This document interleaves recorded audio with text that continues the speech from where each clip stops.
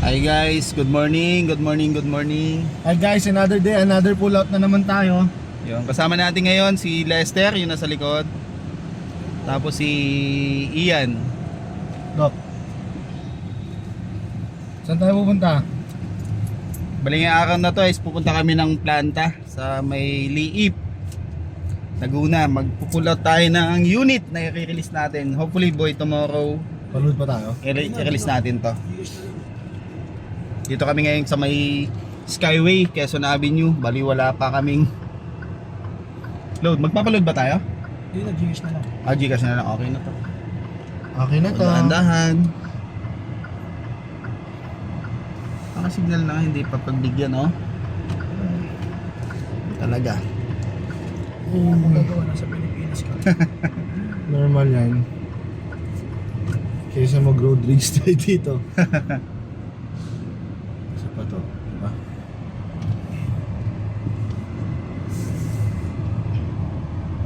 Yan pala guys, si Lester Lapus, meron pala siyang ano sa Facebook. Mapapanood nyo yung mga ano niya, yung mga videos niya. Masisiyahan kayo sigurado. Like nyo yung page ko. Oh, yung page din niya. Oh, like nyo rin yung page ko, syempre. Di ba may TikTok ka? May TikTok din ako, Gab Fernandez. Gab. Yung Fernandez nun, FRNNDZ. Yon. Tapos yung Gab talaga. Walang space. Follow nyo rin ako. Pa-follow din guys. Ano ako freelance agent. Di ako bang freelance yarn? Freelance. Magre-release tayo ng all cars. Nga pala itong dala namin ngayon, ito yung M-Zoom guys. Yan. Subok. M-Zoom na GB. Subok to, subok. Subok. Napaka-komportable. Kalik, sumama din ako ngayon sa pull out natin dahil gusto kong ipakita sa inyo yung fuel consumption ng M-Zoom. Bakit ba? Ano bang meron dyan? May nakausap kasi tayo na medyo matakaw daw, matakaw sa gas. Pakita natin kung paano maging matipid. Kasi sa atin, nung unang pull out ko ng M-Zoom, para sa akin, hindi naman siya yung kasi na matakaw. Sakto lang sa 1.5 liter na engine na naka-turbo.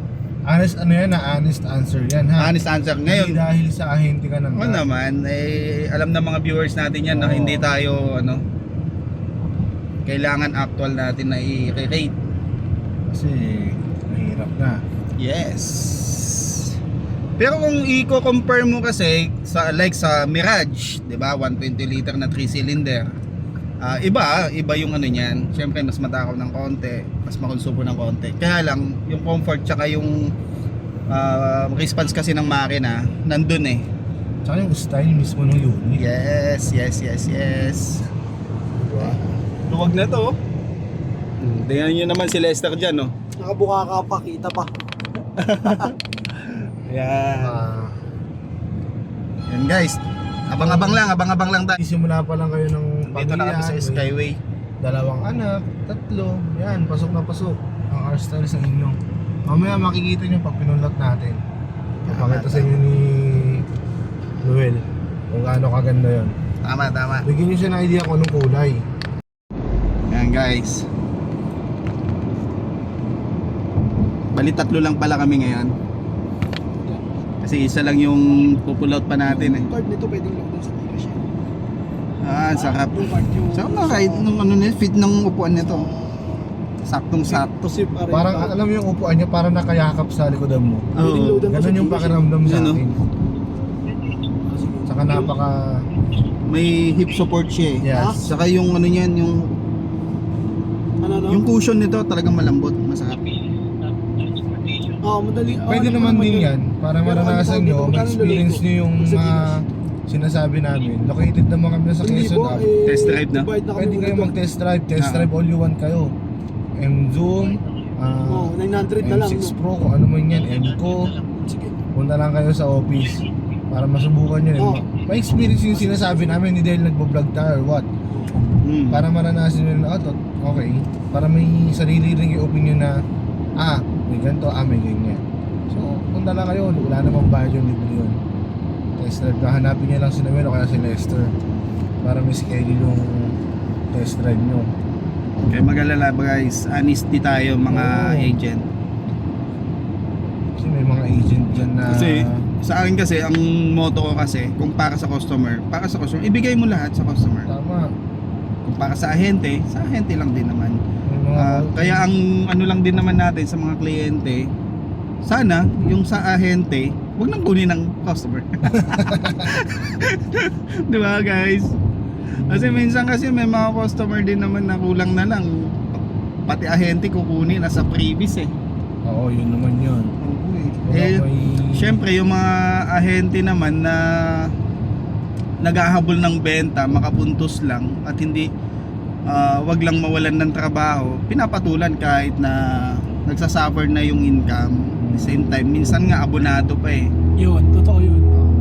Mga puntos lang yun sa amin kasi yung iba kasi na alam nila pag ahente malaki ang kita lalo sa sasakyan. minsan, Pero in realidad kasi hindi na ganun eh. Hindi na katulad dating panahon pa ng mga ano. Tama. Ngayon kasi sa dami po ng mga ahente na naglalaban-laban na, nagsasuffer pati income na. minsan pahit na kayong kita, Oo, hihingan eh. pa. Pag sa akin kayo bumili, ang previous ko yung sarili ko na lang. Oo. Kasi nga naman 'di ba? Kaya nga tayo nagtatrabaho para kumita. Hindi May- nagtatrabaho para mag-abono. Yun. Kasi may mga pamilya rin naman kasi tayo. Sana maintindihan din ng mga kliyente natin, yung mga yan. Oo. Pero may mga kliyente din naman hindi naman natin nilalahat. Na may, Hindi lahat, may hindi mga lahat. kliyente naman talaga na naiintindihan nila. Tapos minsan nga nagbibigay pa ng tip, mga ganyan. Yeah. Oo. Yun, maraming salamat sa inyo guys sa mga kliyente na ganun. Sana Shout lahat. out dun sa client ko. Bakit? Binigyan ako ng tip. Yun. hindi naman hindi lang tayo nagpapasalamat sa mga nagbibigay sa lahat na Oo. nagtiwalang kumuha sa Yes. inyo. May tip man o wala, trabaho natin 'yan Oo. na ibigay sa Sa- kanila yung service salesman or after Yes. service. Sa Ibibigay natin yung best natin para sa kanila. Yun, tama. Sa akin naman, pero naranasan ko din, may kliyente din naman ako, makwento ko lang guys ha, may kliyente din naman ako na halos wala akong kinita. Wala talaga akong kinita, abonado pa ako dahil sa mga freebies. Kasi nung time na yun, kailangan kong puntos. Ngayon naman, siguro naisip ni kliyente, nung nagpa-service siya, bumawi naman siya sa akin. Hanggang ngayon, pag nagpapa-service, naabutan ako. Yun naman yung ano doon, sabi ko, hindi naman pala ano. Siguro nung time na yun at talagang ano lang, Gipit lang talaga, wala rin talaga. kulang, hindi Saktuhan nahiya na, lang din at saka budgeted din siguro. Ito guys, real talk to yung nangyayari sa sales, lalo sa mga sasakyan. Sa sales kasi, maraming pwede kang gawing strategy o trabaho dyan para kumita ka. Kaso nga lang, masama. Oo, Alam mo yung mga, hindi.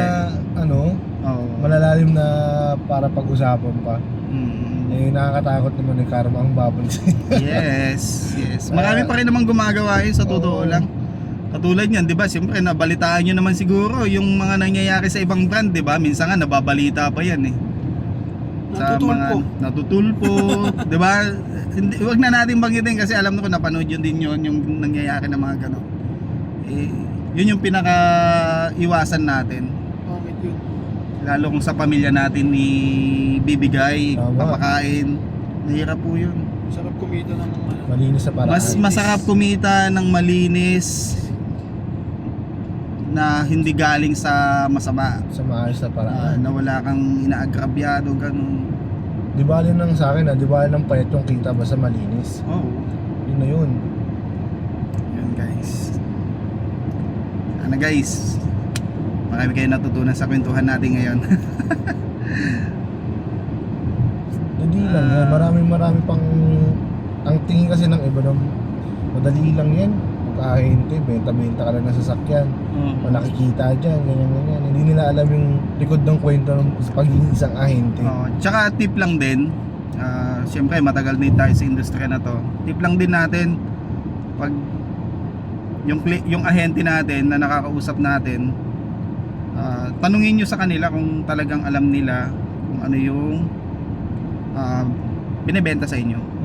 Kasi hindi lang natatapos sa pagbenta sa inyo, baka mamaya binentahan ka, magaling nga sa marketing, makagaling sa ganito ganyan, pinangakuan ka ng ganito.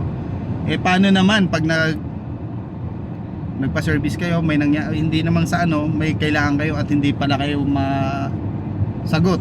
tsaka hindi nyo na siya makontak. Oo.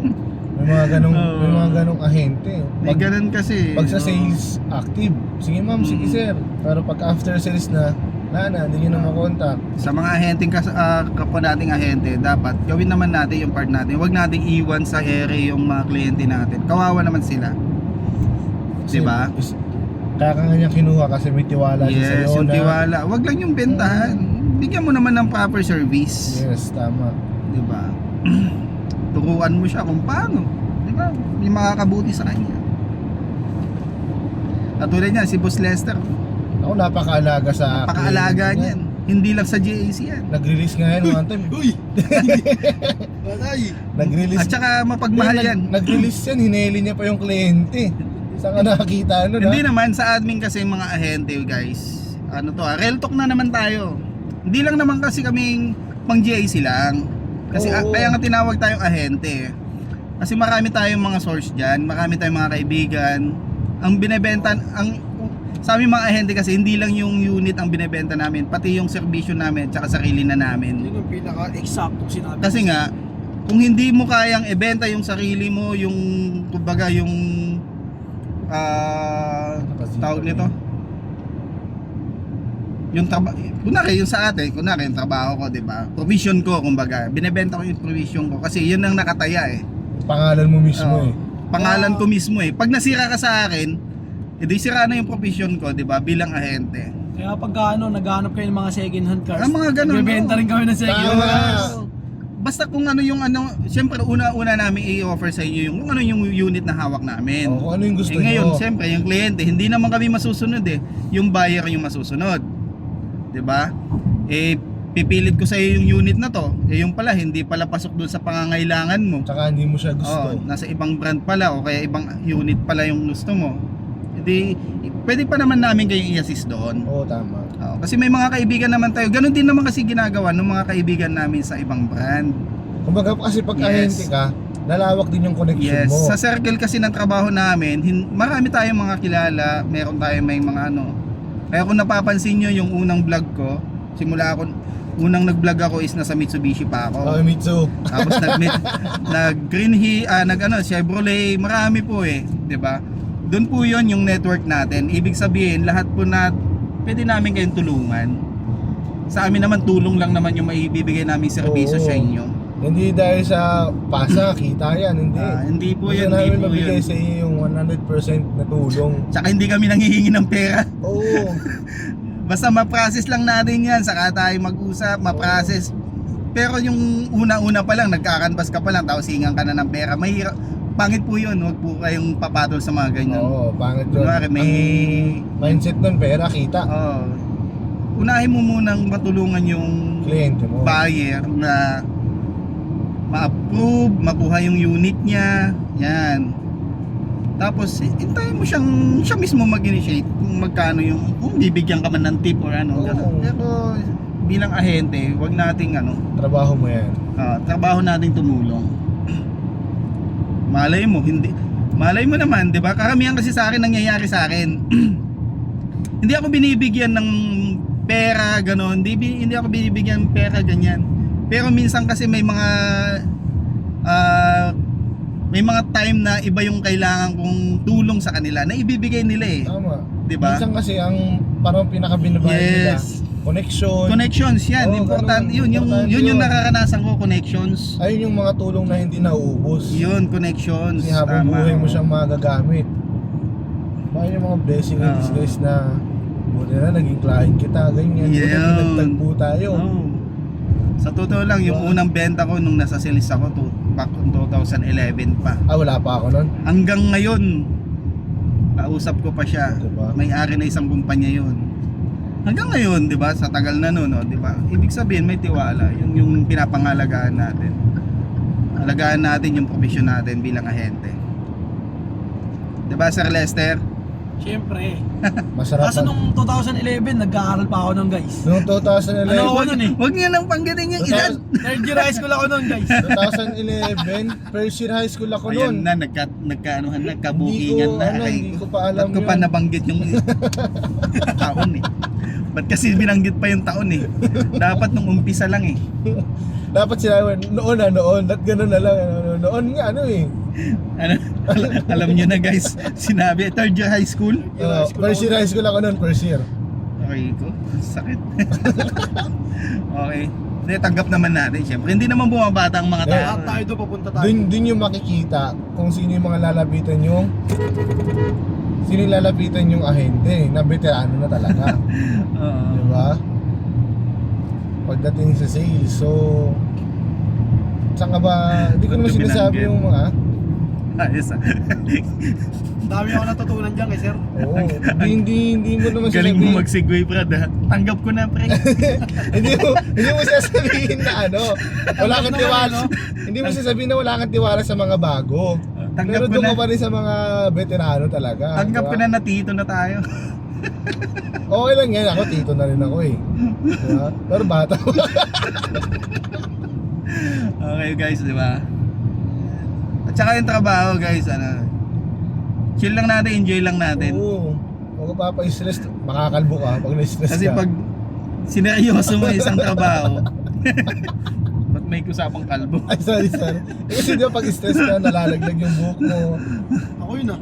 Ako din eh. Ako na din, manipis na rin eh. Stress sa sales eh. Pero masaya. Oo, Pero masaya. masaya. Actually, yun talaga naman eh, kahit saan trabaho, pinaka-stress talaga ang sales kasi number games kasi. Oo. Lalo kung month-end na, wala ka pang nare-release. Oo. Naku po. Yan ang pinaka-stress na. Minsan hindi na nga ako Tulad ngayon, nakakatulog. magma-month end na. Wala pa Wala tayo. pa kami release. Kaya baka naman, ha? Ano Mga- man. Pero ito, may i-release na si sir naman. Congrats. Wala. Saka magre-release ako siguro mga ano na 30. Oo, sa Mitsu. Ibang brand. 29, 30 yan, ganyan. Ibang brand nga lang. Kaya nga eh. Oo nga pala. Naalala ko tuloy yung ano ko. Month Kliyente na ko. pala. oh. Wala eh. Hindi talaga para sa atin eh. Okay lang yan. Ganun talaga sa sales. Mm. Huwag mong pilitin pag hindi Oo, para sa'yo. Hindi para sa'yo, mong pilitin. Ganun lang yun eh. Yun guys, maraming salamat. At Abangan nyo yung ano, panoorin nyo yung ano namin, yung pull out namin mamaya para makita nyo yung kasi yun yung topic natin doon, content natin yung, Yung gas ano, consumption. yung gas Oo. consumption guys. Ayun ang content Ayan, natin, yung gas consumption. Yun. Kung gaano siya katipid. Yung after dito Oo. na video natin, panoorin nyo po para makita nyo kung paano natin gagawin matipid yung M-Zoom. Tama. Hey guys, maraming salamat. At God bless po sa ating lahat. Bye-bye.